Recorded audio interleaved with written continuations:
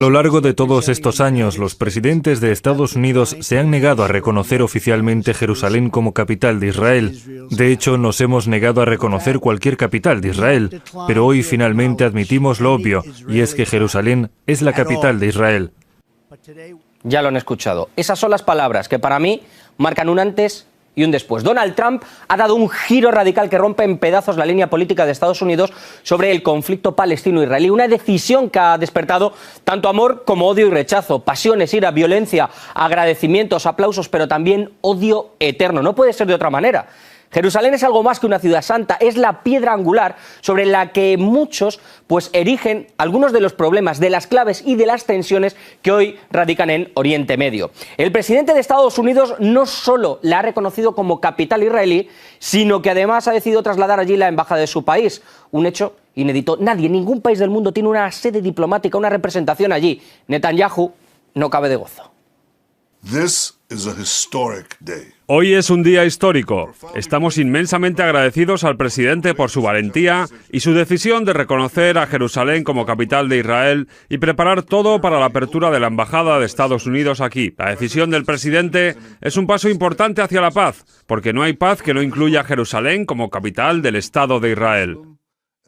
Esas son las condiciones de Netanyahu, también las de Trump. Como ven, no cabe de gozo, como decía, está muy contento. Trump asegura que esto incluso va a acelerar ese proceso de paz del que hablaba Netanyahu entre palestinos e israelíes, pero quizá eso solo lo piensan ellos. Abbas ya ha dicho que esto es una locura, que Estados Unidos ya no puede ser intermediario válido entre ambas partes. ¿Quién lo va a ser ahora? ¿Por qué no va a ser Estados Unidos? Pues porque han tocado lo más preciado, lo más valioso. Para que se hagan una idea, es como si yo fuera presidente de España o el rey, y ahora digo que me veo en derecho, porque lo dice la historia, ¿no? Cristóbal Colón, en declarar que toda América es nuestra y que no me quiero enemistar con nadie con lo que estoy diciendo, pero digo que es nuestra. Ningún país que se ha proclamado independiente tiene razón, nosotros sí. Cinismo, ¿no? Eso sería como incendiar mi propia casa, como incendiar mi país, como prender fuego y quemar todas las relaciones diplomáticas posibles. Pues en este caso, para mí, esto es similar. Estas medidas son un premio para Israel por renunciar a acuerdos, ignorar las resoluciones internacionales y animan a Israel a continuar con una política de ocupación, establecimiento de poblaciones, apartheid y limpiezas étnicas. Estas medidas, además, sirven a los grupos extremistas que tratan de transformar el conflicto en nuestra región en una guerra religiosa que arrasa a esta región que ya está atravesando situaciones críticas en medio de los conflictos internacionales y guerras infinitas.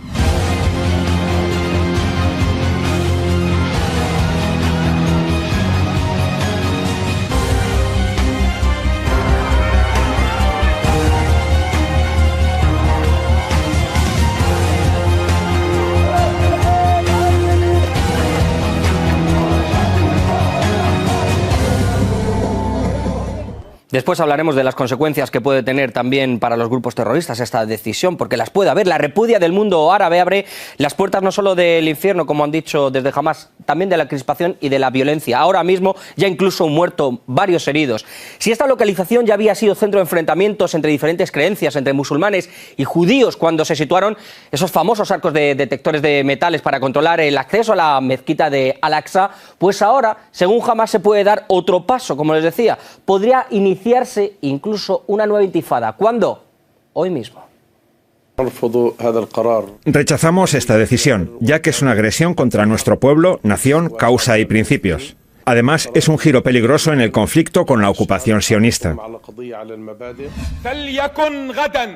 Que el 8 de diciembre sea un día de ira y de comienzo de una nueva intifada llamada Liberación de Jerusalén y de Cisjordania. Pues hoy es 8 de diciembre, nos podemos temer lo peor. Me pregunto entonces, ¿quién respalda esta decisión? ¿Quién está de acuerdo con una postura que puede traer tanta división, muerte o enfrentamientos? Porque alguien tendrá que estar de acuerdo. De Netanyahu ya lo hemos oído, pero no se me ocurre a alguien más de esa parte de la comunidad internacional que lo haga, tampoco de la parte judía, porque no sé si toda esa parte judía estará de acuerdo. Por supuesto, y hay que decirlo, que es algo simbólico, por supuesto que se ha tenido ese sueño durante tantos y tantos años, pero sabiendo la inestabilidad, lo que puede venir, la posibilidad de más muerte y enfrentamiento, ¿de veras merece la pena? No se han parado a pensar, ¿no va a ser otra maniobra de Trump para atraer la atención y tapar algunos de sus fracasos en Siria, por ejemplo? Porque yo solo creo que el presidente de Estados Unidos lo podría haber hecho con la intención pues no sé, de atraer lo que se dice del lobby judío en Estados Unidos o en el mundo, quizá corporaciones manejadas por ese grupúsculo de la comunidad, porque si no, me pregunto como si fuera Mourinho, ¿por qué? ¿Por qué? Pienso que esta decisión provocará reacciones violentas que pueden no se produzcan hoy o mañana, pero sí pueden llegar en cualquier momento. Esta decisión va en contra de las leyes internacionales y diplomáticas. Trump prometió solucionar el problema palestino-israelí y ser un negociador de paz. Sin embargo, hoy ha puesto fin a toda posibilidad de instaurar la paz.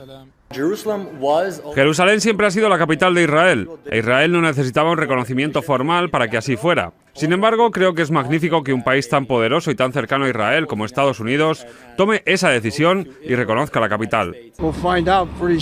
Pronto lo sabremos. Sé que mucha gente en Nueva York está en contra, pero parece que todo el mundo va en contra de él sin importar lo que haga. No lo entiendo. Estoy totalmente aterrorizada. Me gustaría entenderlo mejor. No es que importe demasiado, pero sí saber cuál es su motivo. Realmente me da miedo que pueda pasar algo muy grave.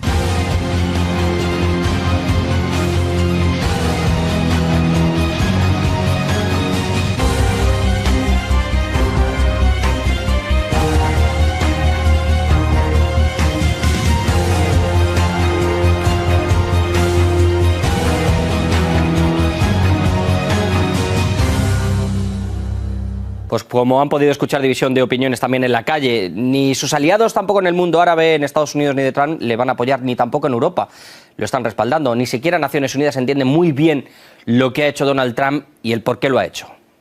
Las declaraciones del señor Trump alteran el orden y no contribuyen a la paz. Las acciones de Estados Unidos violan por completo las resoluciones internacionales. Después de la declaración de Trump, el proceso de paz puede darse por muerto. Hago un llamamiento desesperado para que todos se comprometan a respetar el statu quo de la ciudad.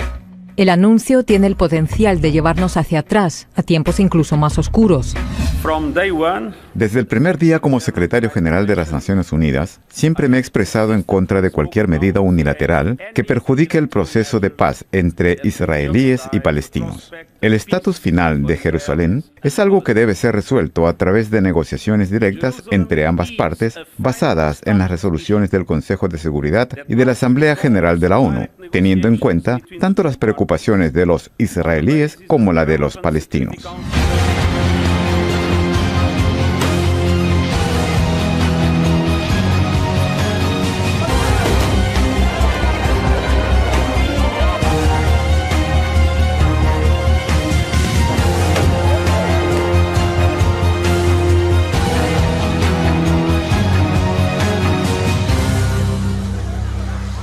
Bueno, pues tenemos mucho tema, muy extenso para analizar, discusiones, un tema bastante polémico sobre la mesa. Seguro que todos ustedes también tienen una opinión sobre esta controvertida decisión de Donald Trump. ¿Están a favor? ¿Están en contra? ¿Qué es lo que opinan? Estamos en Facebook, también en YouTube. Sin más dilación, empezamos nuestro tiempo de debate.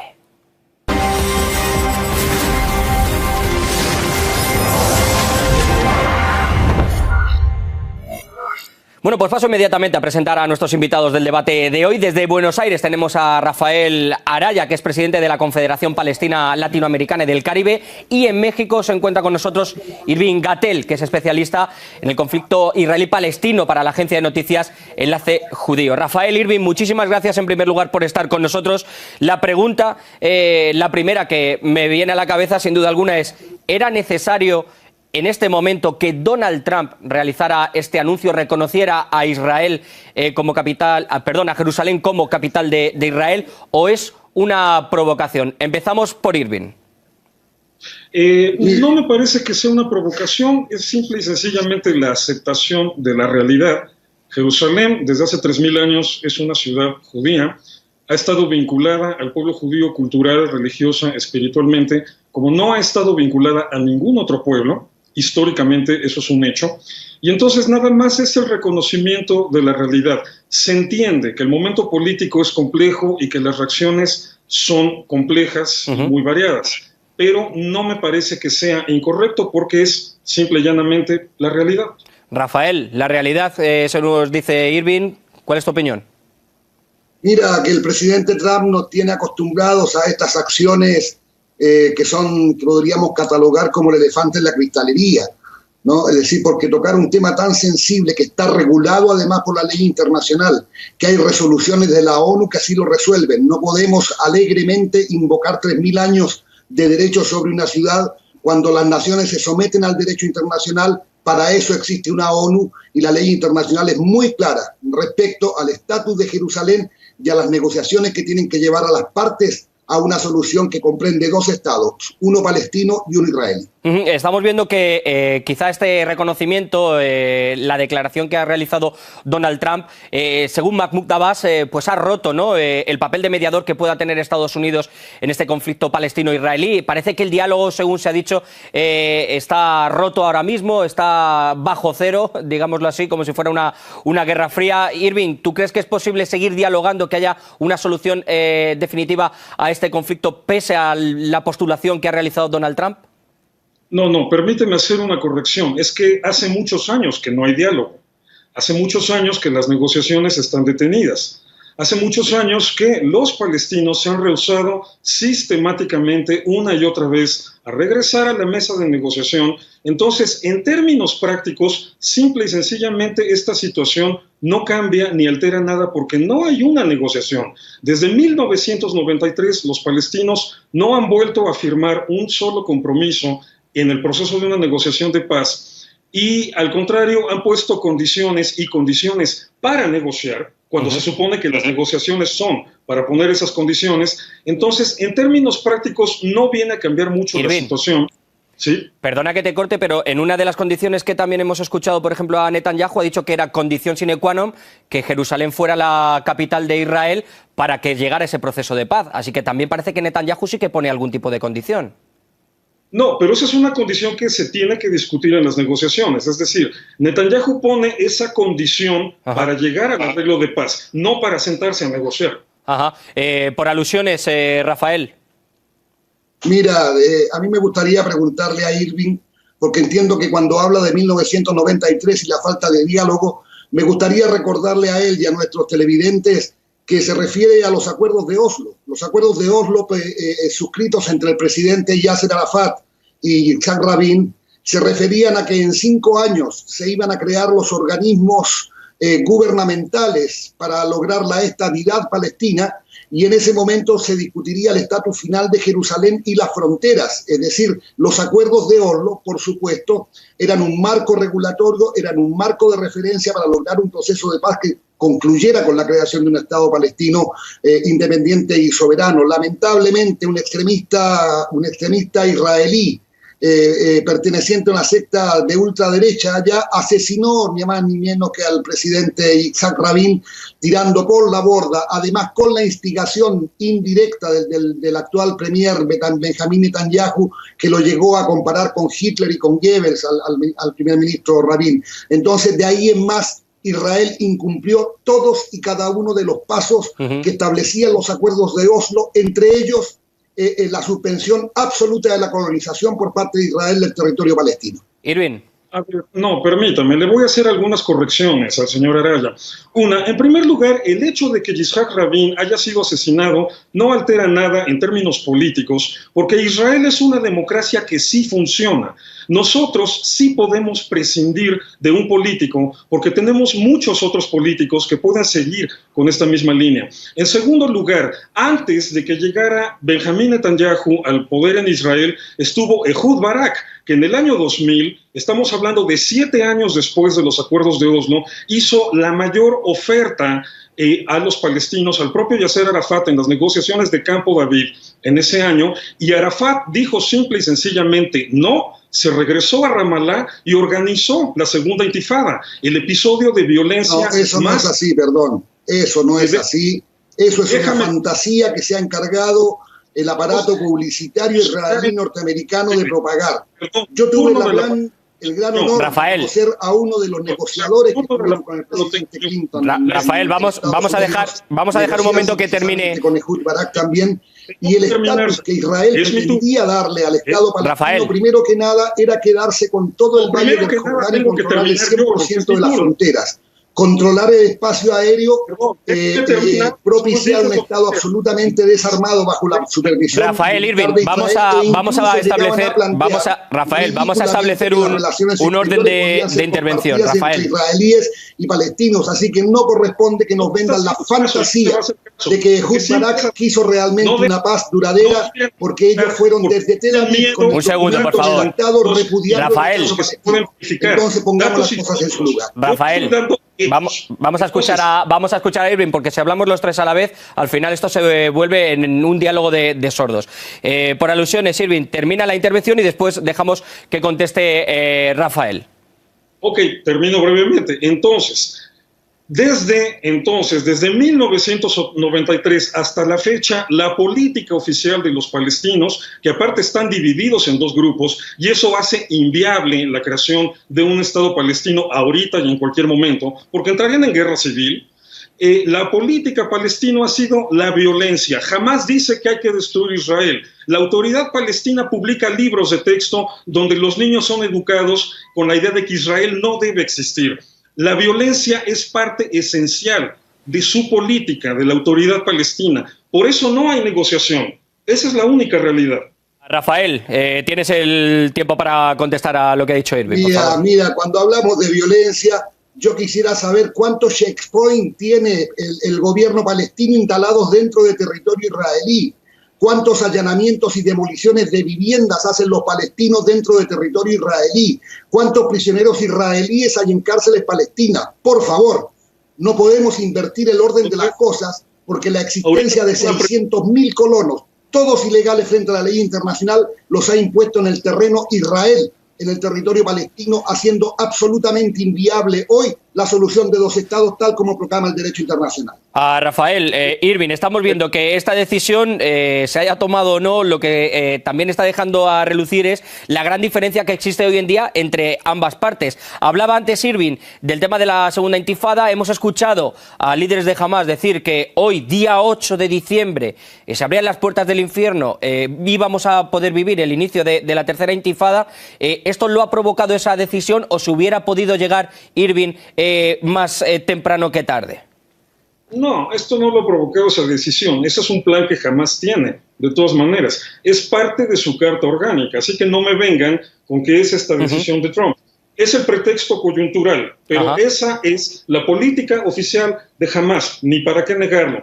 Ahora, sobre esa cuestión que me mencionaba el señor Ayala, de cuántos checkpoints hay en palestinos en Israel, bueno, ¿cuántos terroristas judíos se han metido forrados en dinamita a explotar en restaurantes o en camiones en Palestina? Ninguno, perdón, esa es una grandísima diferencia. Por eso no hay todas estas medidas de seguridad de un lado hacia el otro. Y respecto a los colonos, ¿por qué los colonos tienen que ser un estorbo para la paz? Hay judíos viviendo en México y eso no es un estorbo para ninguna paz. Hay árabes viviendo en México y eso no es ningún estorbo para ninguna paz. Hay árabes viviendo en Israel y eso no es estorbo para la paz. Pero resulta que judíos viviendo en lo que debería o podría ser Palestina sí es un estorbo para la paz, porque entonces estamos hablando de un Estado Judenrein, en el mejor estilo del nazismo. Tiene que estar libre de judíos. El proyecto de Estado palestino es un proyecto abiertamente xenófobo y racista porque dice determinado tipo de población no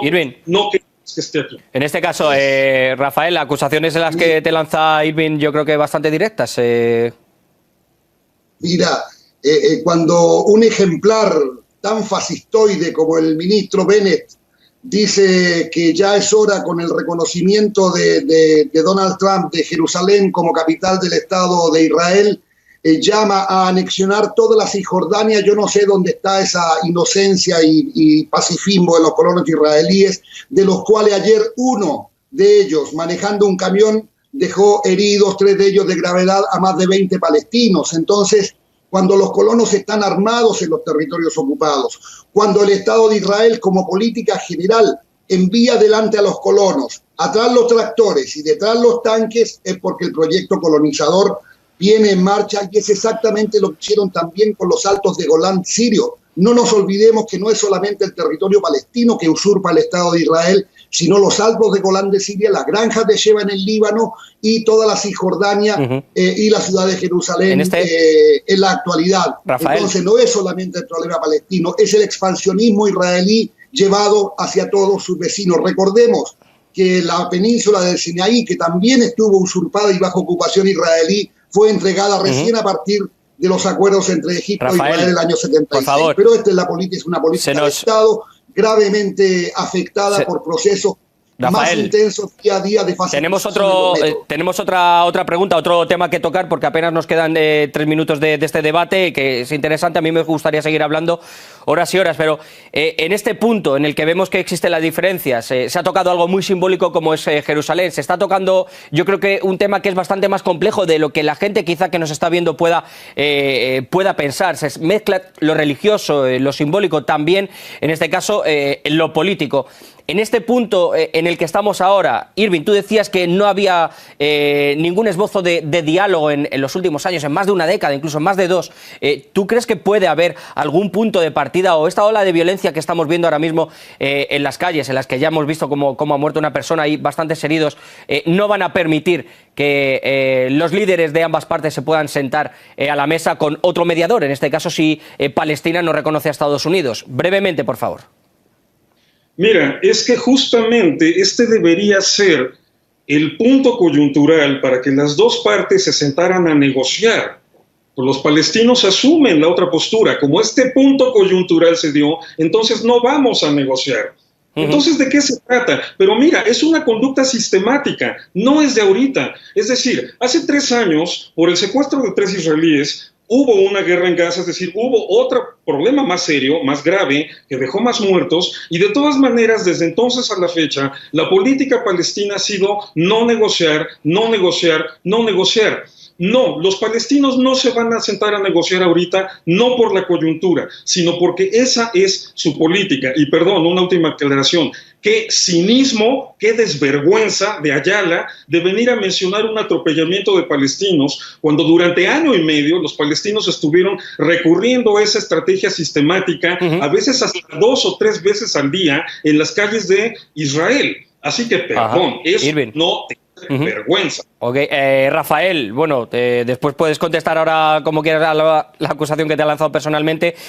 Palestina, ¿tú crees dispuesta a negociar? Ahora mismo esto no va a ser posible con un Estados Unidos que parece que no queréis como mediador, porque esto tiene que tener algún tipo de solución o vamos a estar así por los siglos de los siglos. Amén, si me permitís que lo diga.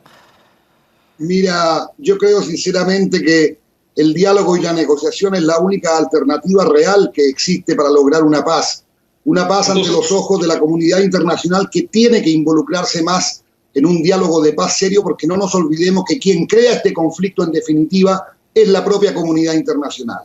Yo creo que hoy Estados Unidos lamentablemente ha tirado por la borda, por la ventana, la posibilidad de transformarse en un mediador viable en la medida en que ha asumido la camiseta de uno de los equipos, por decirlo en términos futbolísticos, y ha abrazado la causa israelí con todo lo que ello significa.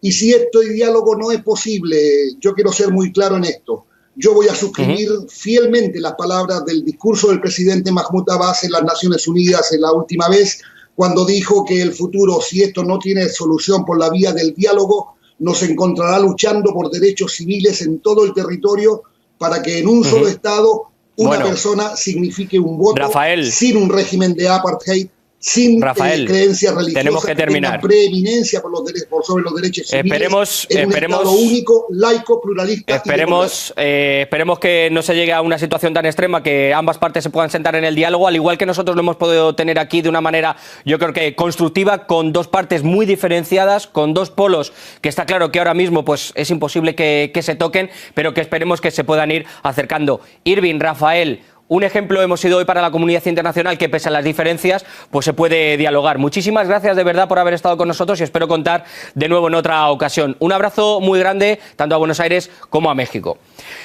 Termino el programa de este viernes contrariado porque por un lado puedo entender los anhelos de las comunidades religiosas, ¿no?, de querer que Jerusalén sea su capital, de que sea algo propio por el simbolismo que contiene, pero por otro lado me cuestiono si esas mismas religiones, las que hablan de generosidad, de amor al enemigo, de paz, no pueden convivir juntas, sentarse y dialogar como hemos hecho, si no se podría haber llegado, por ejemplo, también a un pacto en los últimos 70 años.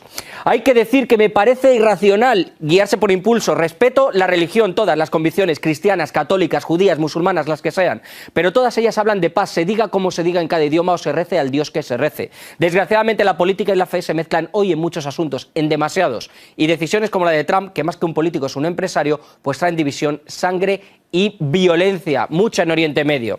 En Oriente Medio, que no lo necesita desde luego, por ejemplo, se enciende un polvorín con esta decisión, cargado de historia, de rencor, de muerte en Jerusalén, y lo hace diciendo que eso va a ayudar a la paz. Sinceramente no lo entiendo. Para mí la paz llama al diálogo, a sentarse, a mirarse a los ojos, como hemos hecho hoy, pese a las diferencias. Pero con Trump, como siempre digo, no se sabe qué puede pasar. Que Dios nos pille confesados a todos, incluso a él.